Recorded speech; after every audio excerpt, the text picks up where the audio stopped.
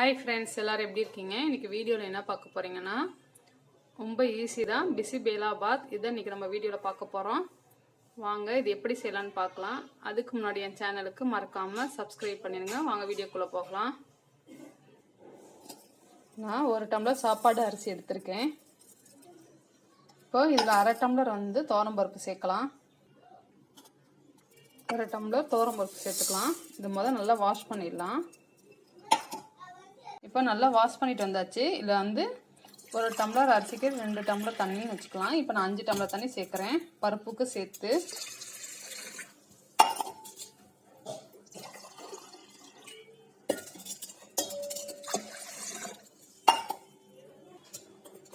நல்லா சாதம் குலைவாக இருந்தால் தான் சாப்பாடு சூப்பராக இருக்கும். நம்ம சாம்பார் சாதம் அவ்வளோ டேஸ்ட்டாக இருக்கும்.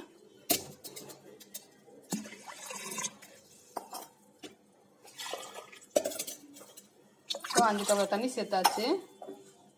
2 பல் பூண்டு சேர்க்குறேன். கொஞ்சோண்டு மஞ்சள்தூள் சேர்க்குறேன்.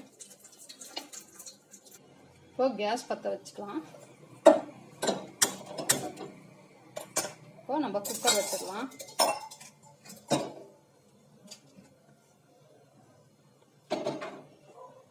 இப்போ நம்ம குக்கர் மூடி போட்டு ஒரு 4 விசில் விட்டு ஆஃப் பண்ணிட்டோம். இப்போ குக்கர் மூடி க்ளோஸ் பண்ணியாச்சு. 4 விசில் வந்ததுக்கப்புறம் நம்ம ஓப்பன் பண்ணி பார்க்கலாம். இப்போது பிசிபேலாபாத்துக்கு நம்ம வறுத்து தான் பொடி பண்ணி நம்ம சாப்பாடில் சேர்க்க போகிறோம். அதுக்கு என்னென்ன தேவைன்னு நம்ம பார்த்துடலாம். இதுக்கு காஞ்ச மிளகா உங்கள் காரத்துக்கு தகுந்தாப்புல எடுத்துக்கோங்க. நான் 1 ஸ்பூன் உளுந்தம்பருப்பு, 1 ஸ்பூன் கடலைப்பருப்பு, 1 ஸ்பூன் மல்லி, கொஞ்சோண்டு எள், இது உங்கள் தேவைக்கு ஏற்ற கொஞ்சமாக இருந்தால் போதும். அப்புறம் கொஞ்சோண்டு ஜீரகம், கொஞ்சம் மிளகு, அடுத்தது ஒரே ஒரு துண்டு பட்டை. இவ்வளோதான். நம்ம கடாயில் வெறும் வானலிலேயே நம்ம வறுத்துடணும். என்ன சேர்க்க வேண்டாம்.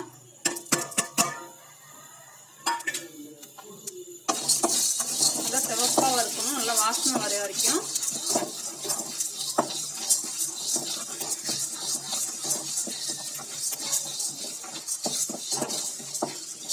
நல்லா பொடி பண்ணிட்டு வந்துடணும். இதை வறுத்துட்டு இதோட இப்போ தேங்காய் சேர்க்கணும்.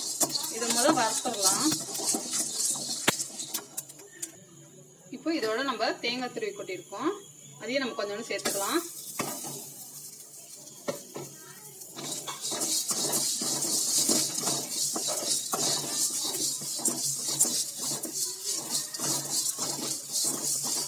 நல்லா வறுத்துடணும்.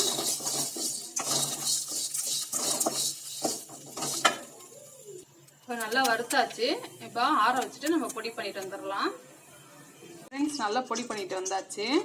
இப்போ இது ஒரு ஓரத்தில் இருக்கட்டும். நம்ம நெக்ஸ்ட் ஒரு கடாயை வச்சு எண்ணெய் ஊற்றிருக்கோம். நல்லா எண்ணெய் சூடானதுக்கப்புறம் கொஞ்சம் நெய் சேர்க்கலாம்.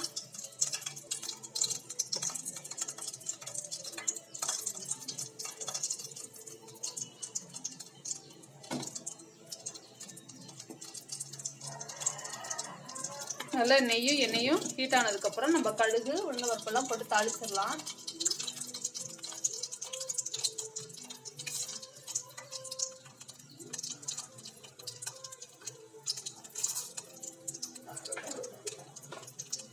நல்லா பொரியணும்.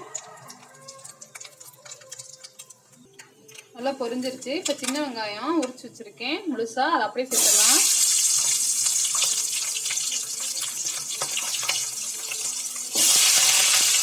அடுத்தது ஒரு தக்காளி கட் பண்ணி வச்சிருக்கேன், அதையும் சேர்த்துடலாம்.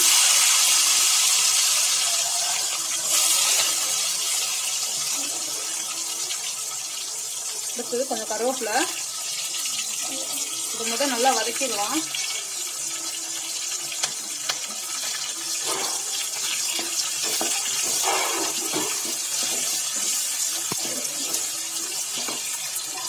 இப்போ இதோட நான் வெட்டி வச்சிருக்க காயெல்லாம் சேர்த்துக்கிறேன். கத்திரிக்காய் சேர்த்துருக்கேன், முருங்கைக்காய், கொஞ்சோண்டு பச்சை பட்டாணி,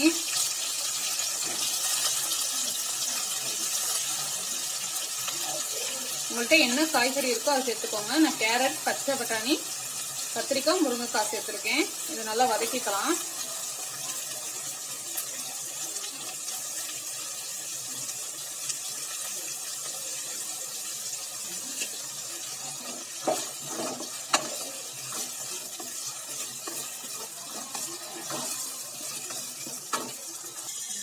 இதோட கொஞ்சம் வந்து நான் பெருங்காயத்தூள் சேர்க்குறேன்.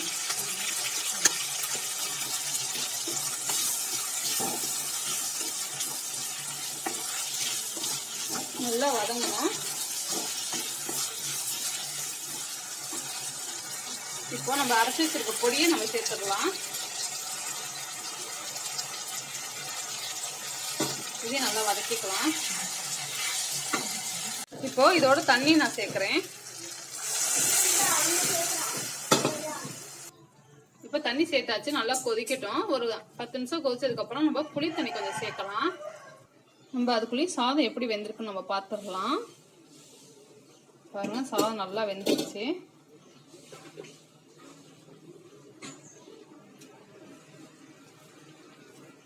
நல்லா அப்படி கரண்டிலேயே இந்த மாதிரி கொஞ்சம் மசிச்சு விட்டோம்னா நல்லா குழஞ்சிரும். சாதம் குலைவா இருந்தா சூப்பரா இருக்கும்.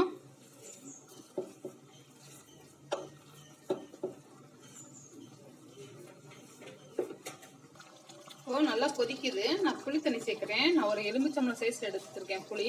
அது நல்லா கரைச்சி வச்சிருக்கேன். இப்போ அதை சேர்த்துடலாம். நல்லா கொதிக்கணும். நான் இன்னும் உப்பு சேர்க்கல. ஒரு 5 நிமிஷத்துக்கு கொதிச்சதுக்கு அப்புறம் நம்ம உப்பு சேர்க்கலாம். ஃப்ரெண்ட்ஸ், இப்போ நல்லா கொதிக்க ஆரம்பிச்சிருச்சு. நம்ம உப்பு சேர்க்கலாம். சாதத்துக்கு சேர்த்து தான் நான் உப்பு சேர்க்கிறேன்.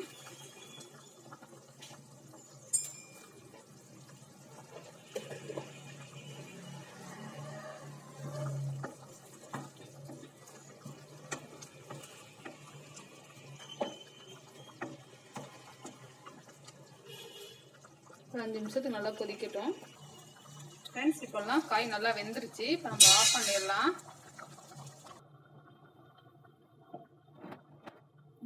சாதத்தில் சேர்த்துடலாம்.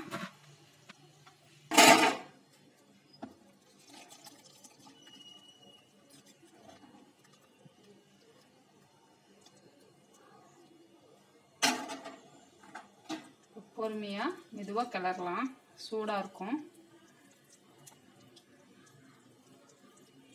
நம்ம கேஸ்ல வச்சு நம்ம கிளறலாம். சாப்பாடு நிறைய இருக்கனால கிளறது கஷ்டமா இருக்கும். அதனால கொஞ்சம் கீழே இறக்கி வச்சு நான் செய்றேன்.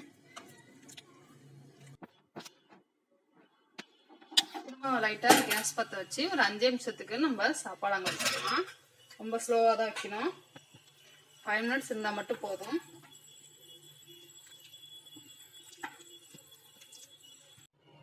கடைசியாக ஒரு 1 ஸ்பூன் வந்து நெய் சேர்த்துக்கலாம்.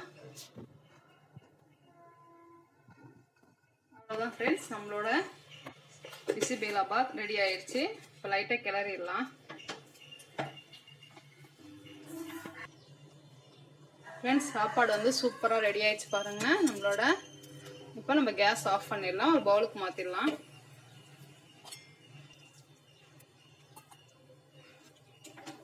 இதுக்கு வந்து ஊறுக்காய் இருந்தால் போதும். இல்லைன்னா நம்மளுக்கு சிப்ஸ் ஏதாச்சும், உருளைக்கிழங்கு சிப்ஸ் ஏதாச்சும் இருந்துச்சுன்னா சூப்பராக இருக்கும். இதுக்கு சைட் டிஷ்ஷு நீங்கள் ட்ரை பண்ணி பாருங்கள்.